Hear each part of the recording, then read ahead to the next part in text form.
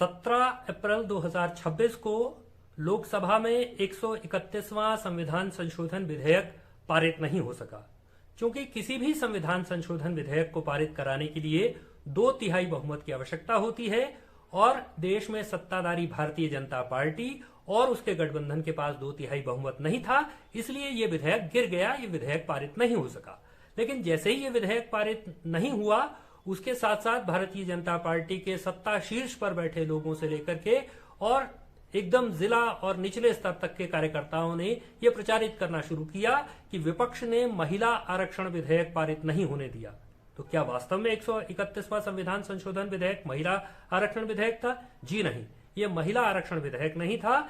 ये लोकसभा में सीटों की संख्या 815 करने के लिए लाया गया संविधान संशोधन विधेयक था। इसके साथ परिसीमन करने के लिए एक विधेयक और आना था और इसके अलावा केंद्र शासित प्रदेशों के लिए भी संशोधन विधेयक लेकर के आना था।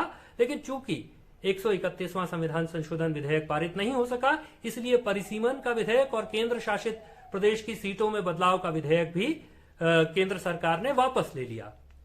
जहां तक सवाल है महिला आरक्षण विधेयक का, तो नारी शक्ति वंदन अधिनियम के नाम से सितंबर 2023 में ये महिला आरक्षण का विधेयक पारित हो चुका था। हालांकि केंद्र की सरकार इस विधेयक को के संदर्भ में या महिला आरक्षण के संदर्भ में कितनी गंभीर थी, उस बात को इससे समझा जा सकता है कि सितंबर 2023 में पारित हुए नारी शक्ति वंदन अधिनियम को अधिसूचित करने के लिए, नोटिफाई करने के लिए उसको 3 साल लगा और 16 अप्रैल 2026 को रात के 10 बजे सितंबर 2023 में पारित किया हुआ विधेयक नोटिफाई हो सका, अधिसूचित हो सका। और जहां तक ये जो प्रोपेगेंडा है, ये जो झूठ है जो भारतीय जनता पार्टी की तरफ से फैलाया जा रहा है, और अफसोस की बात है कि इस देश के मीडिया का बड़ा हिस्सा भी इसमें शामिल हो गया है कि महिला आरक्षण विधेयक पारित नहीं हुआ, महिला आरक्षण विधेयक को विपक्ष ने पारित नहीं होने दिया। आप सोचिए कि इंडियन एक्सप्रेस जैसा अखबार हेडिंग बना रहा है कि opposition stands, women bill falls, यानी कि ऑपोजिशन विपक्ष खड़ा हो गया और महिला आरक्षण विधेयक गिर गया। हिंदी के तमाम अखबारों ने इसी तरह के शीर्षक बनाए। यहां तक कि एक अखबार ने तो यहां तक लिख दिया कि दरअसल अभी संसद में सरकार महिला आरक्षण संशोधन विधेयक 2026 पर चर्चा कर रही थी। ये सरेआम खुला झूठ है। दरअसल महिला आरक्षण विधेयक या नारी शक्ति वंदन विधेयक के साथ जो सबसे बड़ा खिलवाड़ किया वो नरेंद्र मोदी जी की सरकार ने किया। उन्होंने ये उस विधेयक में प्रावधान किया कि जब अगली जनगणना होगी उसके बाद ये विधेयक लागू होगा।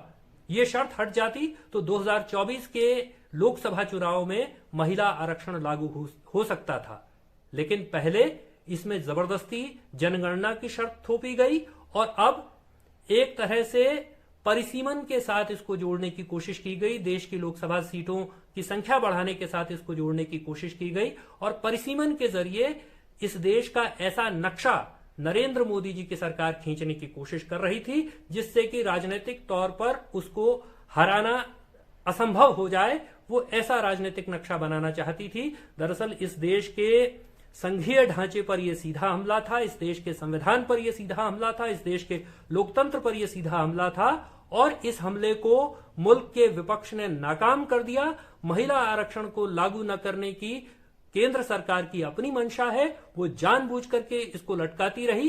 पहले उसने इसको जनगणना की शर्त इसमें थोपी और अब इसको परिसीमन का हिस्सा बनाने की कोशिश की।